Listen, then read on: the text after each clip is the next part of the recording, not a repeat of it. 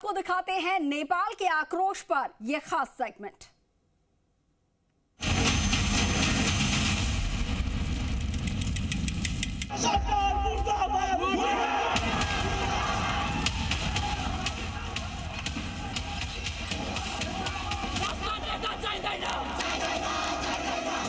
जब किसी मुल्क में आक्रोश भड़कता तो फिर क्या होता?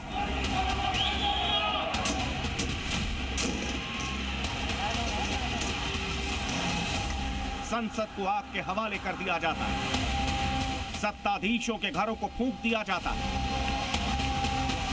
सरकारी दफ्तरों में आगजनी और तोड़फोड़ की जाती और देखते ही देखते उस मुल्क का कोना कोना सुलगने लगता।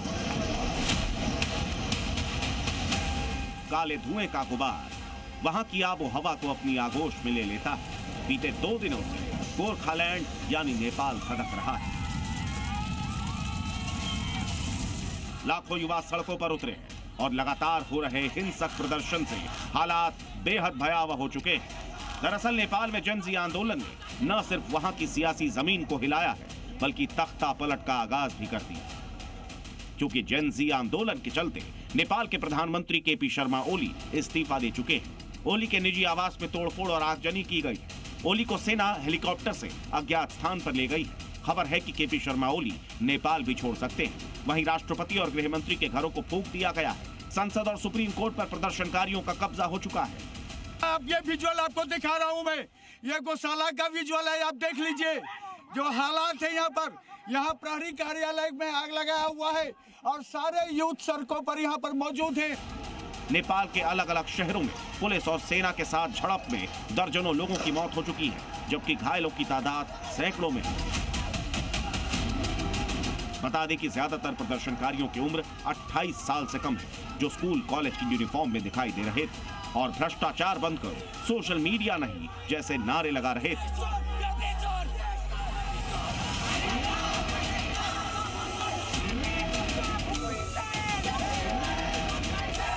हालांकि ओली के इस्तीफे के बाद हालात थोड़े बहुत सामान्य जरूर हुए हैं, मगर अभी भी नेपाल के कई इलाकों में आगजनी, तोड़फोड़ और बवाल जारी है और गोरखालैंड में मचे इस गदर ने हर किसी को सन्न कर दिया।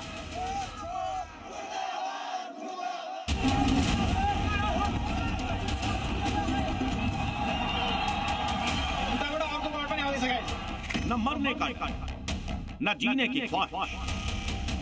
मुल्क की आवाम जब सिर पर कफन बांध लेती है तो हालात कितने खतरनाक हो जाते हैं, पड़ोसी देश नेपाल से आज इसे पूरी दुनिया ने देखा।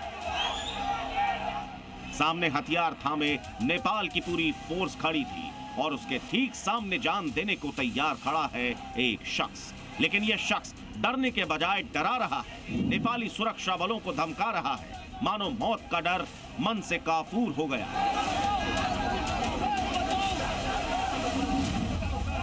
लेकिन नेपाल में बेकाबू सिर्फ एक युवक नहीं था। सड़क पर आक्रोशित युवाओं का पूरा सैलाब उमड़ पड़ा।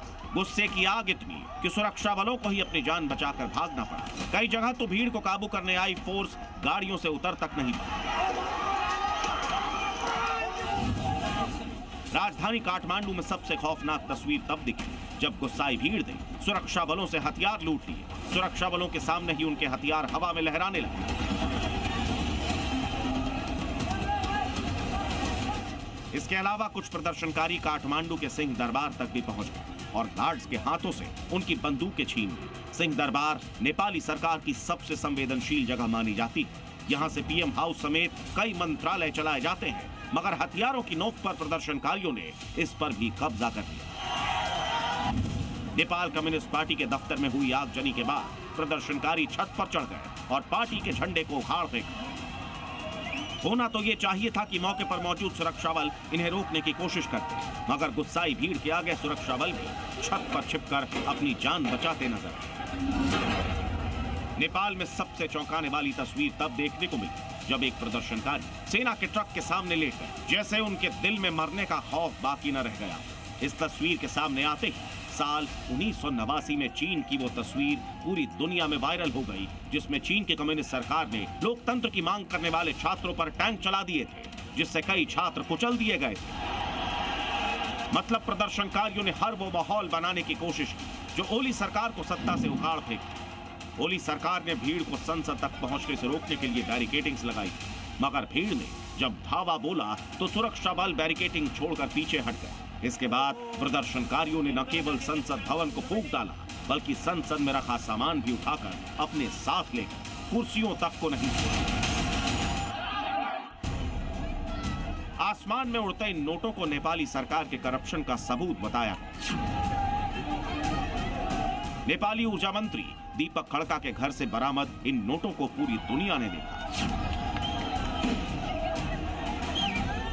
जिसके बाद चुन चुन कर नेपाली सरकार में मंत्री और करप्ट अधिकारियों को निशाना बनाया जाने लगा। भीड़ इस कदर भड़की हुई थी कि उसने नेपाल के वित्त मंत्री को बीच सड़क पर ही पीट दिया। आरोप है कि नेपाल सरकार के करप्शन में वित्त मंत्री की सबसे बड़ी भूमिका थी, लिहाजा उन्हें दौड़ा दौड़ा कर पीटा गया।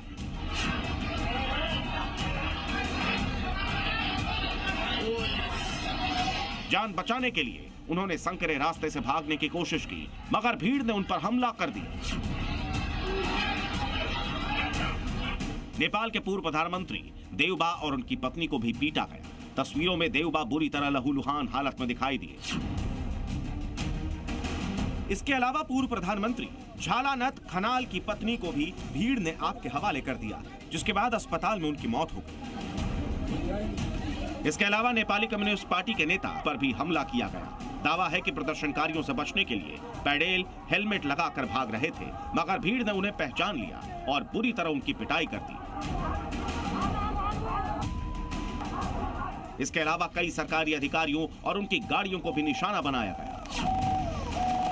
दावा है कि नेपाल में गुस्से की यह आग पिछले 3 साल से धधक रही थी।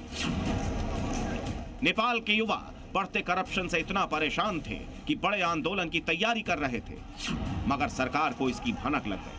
आंदोलन को फैलने से रोकने के लिए सोशल मीडिया प्लेटफॉर्म्स पर बैन लगाया गया, जिसने आग में घी डालने का काम किया। और जो आंदोलन महीने बाद होने वाला था, उसने 7 सितंबर को ही सरकार के खिलाफ ऐलान जंग कर दिया।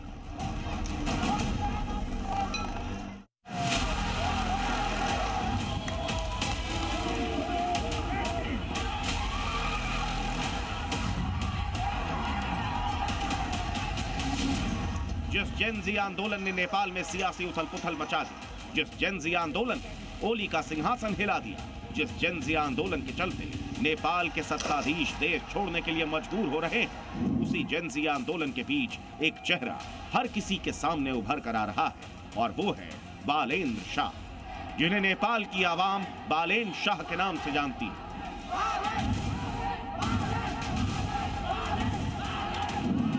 ये वही बालेन शाह है जिन्हें सत्ता सौंपने की मांग नेपाल के जेनजी आंदोलनकारी कर रहे हैं। दावा तो यहां तक किया जा रहा है कि बालेन शाह ही वो शख्स है जिन्होंने पर्दे के पीछे रहकर आंदोलन की अगुवाई की।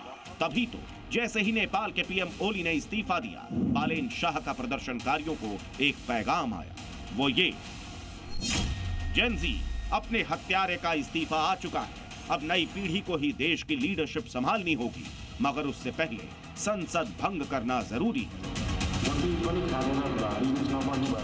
आप भी सोच रहे होंगे कि अचानक ही बालेन शाह नाम का शख्स नेपाल में हो रहे आंदोलन का चेहरा कैसे बन गया, कैसे इसके एक इशारे पर लाखों की तादाद में प्रदर्शनकारी सड़कों पर उतरे। तो आपको बता दें, बालेन शाह राजधानी काठमांडू के मेयर हैं। बालेन युवाओं के बीच काफी लोकप्रिय है। बालेन शाह पहले एक सिविल इंजीनियर थे, फिर बालेन ने रैपर के तौर पर किस्मत आजमाई। इसके बाद बालेन शाह राजनीति में आ गए। बालेन ने काठमांडू के मेयर पद के लिए चुनाव लड़ा और जीत भी गए। राजनीति में उनका अप्रत्याशित उछाल युवाओं के बीच लोकप्रियता और पारंपरिक राजनीतिक दलों से नेपाली युवाओं के बढ़ते मोह भंग ने बालेन को नायक बना दिया। और आज की तारीख में बालेन शाह नेपाल में हुए सबसे बड़े आंदोलन के केंद्र में आकर खड़े हो गए।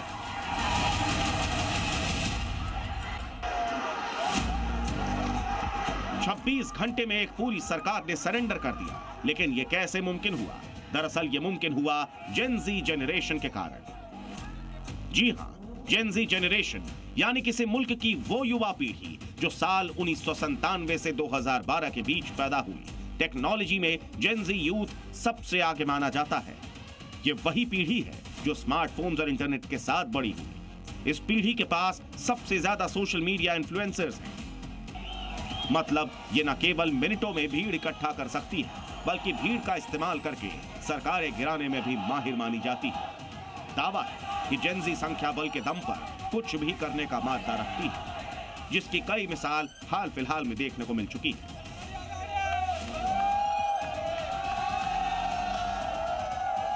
साल 2018 में जेनजी ने सूडान में रोटी और ईंधन को लेकर प्रदर्शन शुरू किए। नतीजा ये हुआ कि 2019 में 3 साल से काबिस्ताना शाह अमर अल बशीर को कुर्सी छोड़नी पड़ी।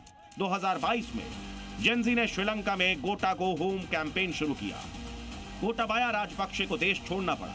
2024 में इसी जेनजी ने बांग्लादेश में रिजर्वेशन के खिलाफ आंदोलन किया और शेख हसीना को कुर्सी छोड़कर भागना पड़ा। जेनजी किसी एक मुद्दे को लेकर सड़क पर उतरती है, उसे आम जनता से कनेक्ट करती है और देखते ही देखते इतना बड़ा बना देती है कि पूरा सरकारी तंत्र हिल जाता है। नेपाल में भी पीछे के मुद्दे जो भी हो, मगर सामने इसे जेनजी जनरेशन ने सोशल मीडिया पर बैन को रखा, उसी को सबसे बड़ा मुद्दा बनाया, जिसका नतीजा ये हुआ कि देखते ही देखते जेनजी ने लाखों युवाओं की भीड़ जमा कर दी। सिर्फ एक मैसेज पर लाखों युवा अपने काम धंधे छोड़कर राजधानी काठमांडू की तरफ बढ़ने लगे। हमारा देश स्वतंत्र होना चाहिए, यहाँ बहुत करप्शन हो रहा है। हमारा मांग है स्टॉप करप्शन। सब जनता को लूट के रखा है इन लोगों ने। बता दें कि जेनजी का फोकस अपने टारगेट को लेकर बिल्कुल क्लियर रहता है। ये जब भी कोई आंदोलन छेड़ती है तो इसकी भीड़ मुल्क की राजधानी की तरफ बढ़ती है, ताकि ज्यादा से ज्यादा अटेंशन हासिल हो सके।